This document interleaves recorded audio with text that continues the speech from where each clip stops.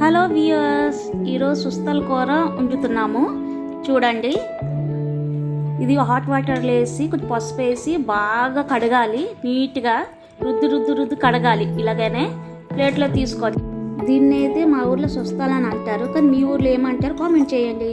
ఇవి పొయ్యి మీద ఇలా పెట్టాలి. ఆ తర్వాత వాటర్ సపరేట్ అయిపోయిన తర్వాత ఇవి మొత్తం తీసి ప్లేట్లో పెట్టుకోవాలి. చూస్తున్నారు కదా ఎలా వాటర్ సపరేట్ అవుతుందో. దాల్చిన చెక్క, పెద్ద ఇలాచి, ఉల్లిపాయలు, టమాటా మసాలా చేయాలి.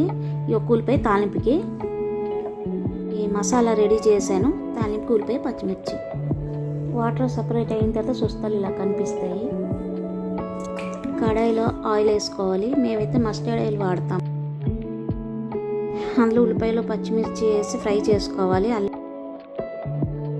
గ్రైండ్ చేసిన మసాలా, అల్లం పేస్ట్, పసుపు, సాల్ట్ వేసుకొని ఇది బాగా ఫ్రై చేసుకోవాలి.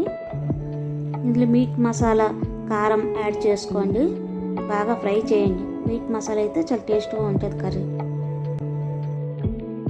ఫ్రై అయిపోయిన తర్వాత బాగా ఇందులో సుస్తాలు వేసుకొని మళ్ళీ ఫ్రై చేసుకోవాలి. బాగా కలపండి. బాగా ఫ్రై చేసుకోండి.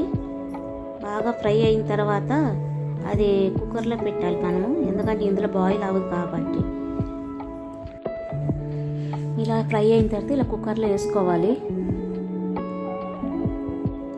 ఇందులో వేసుకుంటే హాట్ వాటర్ వేసుకొని మూత పెట్టుకోవాలి.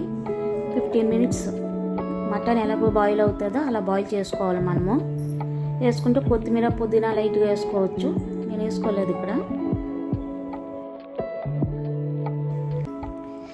కర్రీ రెడీ అయిపోయింది. మీరు కూడా ఇంట్లో తయారు చేసి ఎలాగుందో టేస్ట్ నాకు కామెంట్ చేయండి.